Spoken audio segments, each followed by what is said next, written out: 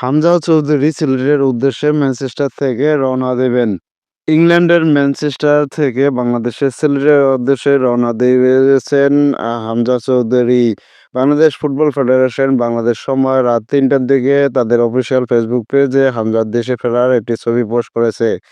সবকিছু ঠিক থাকলে হামজা আজ বেলা 11:30 নাগাদ গাজীপুর বিমানবন্দরে পৌঁছাবেন।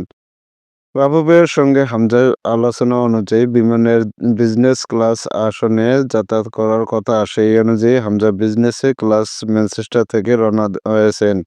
জাতীয় ফুটবল দলের সঙ্গে আজই পৃষ্ঠপোষক হিসেবে চুক্তি হয়েছে ইসিবি ব্যাংকের। চুক্তি হওয়ার কয়েক ঘণ্টা পরে হামজার আগমনের ছবি বাফুফে ইসিবি ব্যাংকের লোগো ব্যবহার করেছে।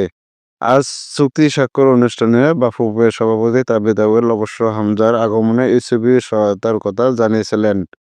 ইংলিশ চ্যাম্পিয়নশিপ লিগে গতকাল দুপুরে লিডস ও শেফিল্ড ইউনাইটেডের মধ্যে ম্যাচ ছিল। সেই ম্যাচে হামজা শেফিল্ড ১-০ গোলে জয়লাভ করে। ওই ম্যাচে হামজা পূর্ণ ৯০ মিনিট খেলেন।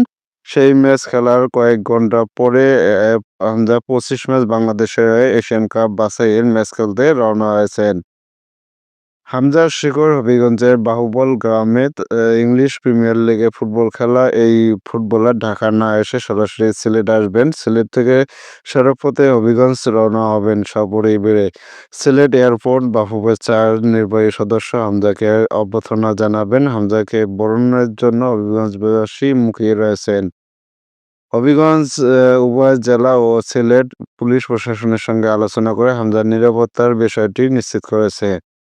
হামজার বাবা মোর্শেদ দেওয়ান চৌধুরী আগেভাগে দেশে এসেছেন। তিনি হবিগঞ্জের বাড়িতে অবস্থান করছেন। হামজার সঙ্গে একই ফ্ল্যাটে তার স্ত্রী, ৩ সন্তান ও মায়ের আসার কথা। বাংলাদেশের জার্সিতে প্রথম ম্যাচ হামজার পরিবার উপভোগ করতে মুখিয়ে আছেন। তারা শিলং স্টেডিয়ামে বসেই খেলা দেখার পরিকল্পনা করেছেন।